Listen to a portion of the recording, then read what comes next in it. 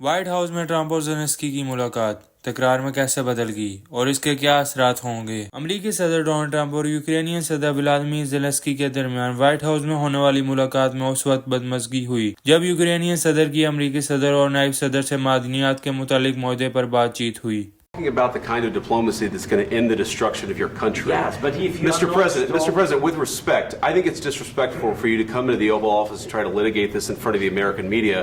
Media نمائندوں کے سامنے ہونے والی بات چیت میں اس وقت ماحول گرم ہوا جب امریکی صدر ٹرمپ نے یوکرینین صدر سے کہا روس کے ساتھ معاہدہ کر لیں ورنہ ہم پیچھے ہٹ جائیں گے، جس کے جواب میں یوکرین کے صدر نے کہا کہ روسی صدر ولادیمیر پوٹن کے ساتھ کوئی سمجھوتہ نہیں ہونا چاہیے۔ لیکن ٹرمپ کا کہنا ہے کہ کیو کو روس کے ساتھ امن معاہدے تک پہنچنے کے لیے رعایتیں دینا ہوں گی۔ ملاقات کے دوران صدر ٹرمپ نے زیلنسکی سے کہا آپ کا ملک جنگ نہیں جیت رہا، آپ ہماری وجہ سے اس جنگ سے نکل سکتے ہیں۔ اگر آپ کی فوج کے پاس ہمارا دیا ہوا اسلحہ اور عسکری ساز و سامان نہیں ہوتا تو یہ جنگ 2 ہفتوں میں ہی ختم ہو جاتی۔ If you didn't have our military equipment, this war would have been over in 2 weeks. In 3 days, I heard it from Putin. In 3 days. This is something Maybe new. less. In 2 weeks, of course, yeah. اس ملاقات کے دوران Trump نے Zelensky سے سوال کیا کیا آپ نے ایک بار بھی امریکہ کا شکریہ ادا کیا؟ آپ کو امریکہ کا شکر گزار ہونا چاہیے، آپ کے پاس آپشن نہیں ہے، آپ کے لوگ مر رہے ہیں، آپ کو فوجیوں کی کمی کا سامنا ہے۔ ٹرمپ نے زیلنسکی سے کہا آپ تیسری عالمی جنگ کا خطرہ مول لے رہے ہیں، آپ امریکہ کی توہین کر رہے ہیں۔ اس موقع پر امریکی نائب صدر جے ڈی وینس نے کہا کہ آپ کے الفاظ انتہائی غیر مناسب ہیں۔ اس پر زیلنسکی نے ان سے پوچھا کہ کیا آپ نے ایک بار بھی یوکرین کا دورہ کیا اور یہ جاننے کی کوشش کی کہ ہمیں کن مشکلات کا سامنا ہے؟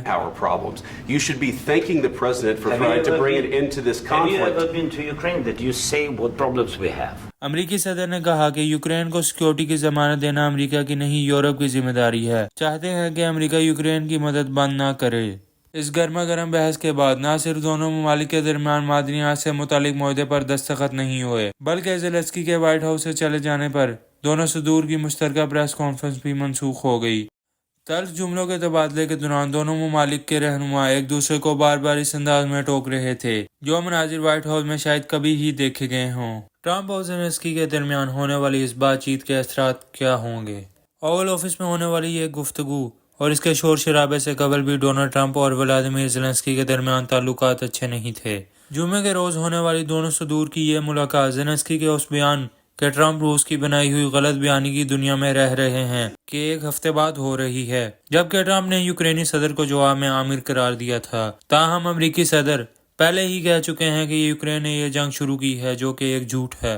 اب جو بائیڈن کی سرپرستی میں قائم امریکہ اور یوکرین کا اتحاد ٹکڑے ٹکڑے ہو چکا ہے۔ عوامی سطح پر پیدا ہونے والے یہ بحران اب نیٹو میں شامل یورپی ممالک اور امریکہ کے درمیان پیدا ہونے والے کشیدہ حالات کی جانب اشارہ کر رہا ہے۔ یوکرین سے باہر یورپی سلامتی کے لیے امریکی عزم کے بارے میں بہت سے شکوک و شبہات اور سوالات پیدا ہو گئے ہیں۔ سب سے بڑا سوال یہ ہے کہ کیا امریکی صدر اپنے پیشرو ہیری ٹرومپٹن کا 1949 میں کیا گیا وعدہ پورا کریں گے کہ نیٹو اتحادی پر حملے کو امریکہ پر حملہ سمجھا جائے گا؟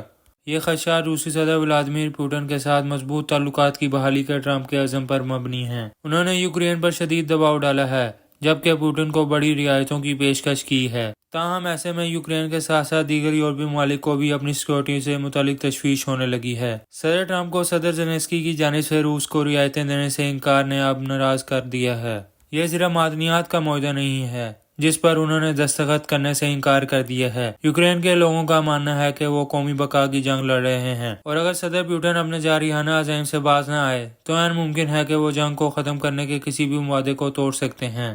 یہی وجہ ہے کہ زیلنسکی نے بار بار امریکہ سے سلامتی اور اپنے تحفظ کی ضمانت مانگی ہے۔ واضح رہے کہ گزشتہ روز نائب صدر جے ڈی وینس کی 2 صدر کے درمیان مداخلت کے بعد یہ ملاقات شور و شرابے کی نظر ہوئی اور بے ربط انداز میں ختم ہوئی۔